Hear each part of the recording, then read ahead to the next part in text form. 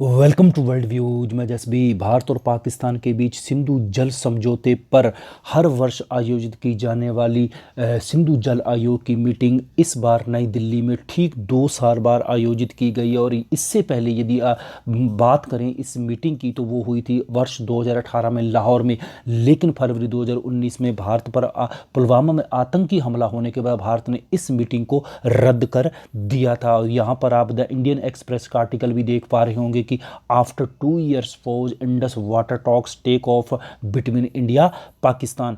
तो ये ठीक 2 साल बाद भारत और पाकिस्तान के बीच में सिंधु जल के ऊपर इस प्रकार की मीटिंग आयोजित की जा रही है। तो अब हम इसके ऊपर डिटेल से बात करेंगे कि यह मीटिंग हर वर्ष क्यों आयोजित किया जाती है। तो देखिए, पाकिस्तान को भारत में जिस प्रकार के ये हाइड्रो प्रोजेक्ट को लेकर परियोजनाएं चल रही उसको लेकर आपत्ति है। तो इसी आपत्ति को दूर करने के लिए ही दोनों देशों के बीच में हर वर्ष सिंधु जल आयोग की मीटिंग आयोजित की जाती है। और ये सिंधु जल समझौता भारत और पाकिस्तान के बीच में हुआ था वर्ष 1960 में। तो तब से लगातार हर वर्ष यह मीटिंग नियमित रूप से आयोजित की जाती है। और यहाँ पर आप भारत के विदेश मंत्रालय की वेबसाइट का आर्टिकल भी देख पा रहे होंगे कि 116 यानी कि 116वीं मीटिंग हो रही है भारत और पाकिस्तान के बीच में परमानेंट इंडस कमीशन की। तो आज के वीडियो में इसी विषय पर बात करेंगे, तो बने रहेगा वीडियो में आगे बढ़े उससे पहले निवेदन है कि यदि चैनल को सब्सक्राइब नहीं किया है तो चैनल को सब्सक्राइब कर लीजिए। अब हम बात कर लेते हैं कि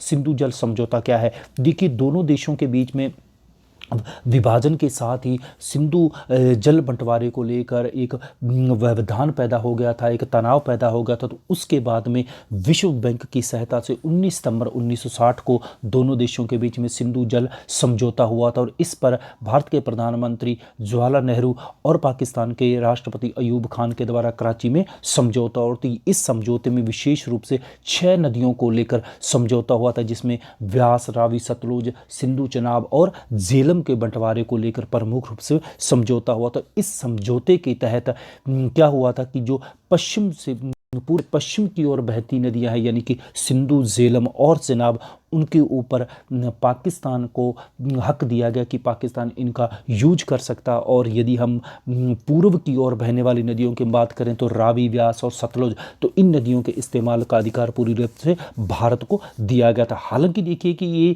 सभी की सभी नदियां सिंधु नदी की ही सहायक नदियां, क्योंकि सिंधु नदी एक बहुत बड़ी नदी और विशेष रूप से पाकिस्तान के लोगों की एक जीवन रेखा भी कही जा सकती है। और इसके अलावा इस समझौते का विशेष रूप से ये भी निर्धारित किया गया था कि भारत जो पाकिस्तान को नदियां बहती तो उनका करीब करीब 20% जो जल है उसे कृषि व बिजली बनाने के रूप में भी सीमित रूप से प्रयोग कर सकता। और इसके अलावा एक सिंधु जल आयोग गठित किया गया था 1960 के समझौते के तहत, जिसमें कि दोनों देशों के बीच में यदि समय समय पर इस मुद्दे को लेकर विवाद उत्पन्न होते हैं तो वो हर वर्ष मीटिंग आयोजित करके आपसी उन विवादों को हल कर सकें।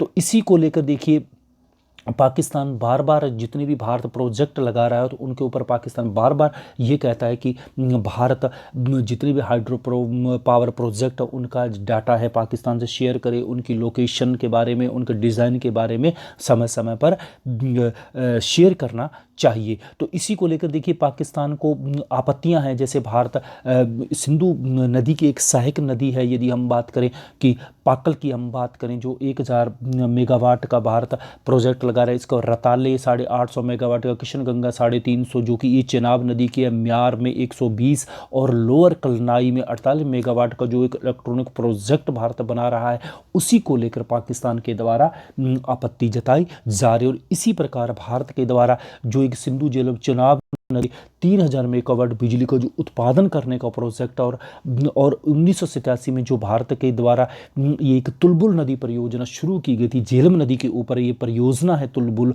परियोजना है बिजली बनाने के लिए, तो उसके ऊपर 1987 में पाकिस्तान के द्वारा आपत्ति उठाई गई थी। तो उसके बाद भारत ने सिंधु इस समझौते के तहत ही उस परियोजना को एक बार रोक दिया था और फिर उसमें यह कहा गया था कि हम बातचीत के माध्यम से इस प्रकार की आपत्तियों को दूर कर लेंगे तो उसी उद्देश्य समस्याओं को दूर करने के लिए भारत और पाकिस्तान के बीच में सिंधु जल आयोग की नियमित रूप से बैठक आयोजित की जाती है। तो अब यदि हम बात करें कि इस बीच में ये भी क्वेश्चन आता है कि जैसे आपको याद होगा कि हम ऊपर बात कर चुके फरवरी 2019 में जब आतंकी हमला हुआ था भारत के पुलवामा क्षेत्र में, तो उससे पहले 2016 में एक उड़ी में एक बहुत बड़ा आतंकी हमला, तो उसमें समय समय पर यही बात उठती रही है कि भारत को सिंधु जल समझौता रद्द कर देना चाहिए।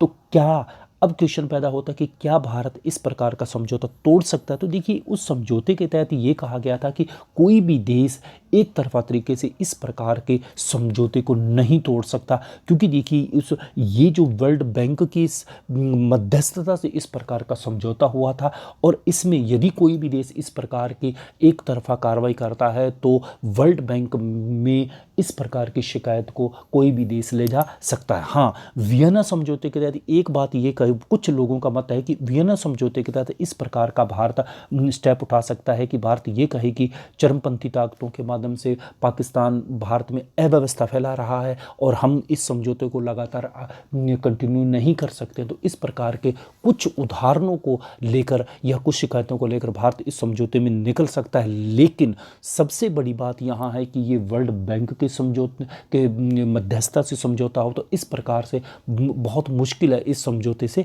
बाहर निकलना। और ये था हमारा, उम्मीद है ये हमारा आज का वीडियो। उम्मीद है वीडियो पसंद है तो पसंद और लाइक कीजिएगा, शेयर करो, चैनल सब्सक्राइब नहीं है तो चैनल को सब्सक्राइब कर लो। जो मिलता हूँ इसी प्रकार की वीडियो सुनने के लिए आपका बहुत बहुत धन्यवाद।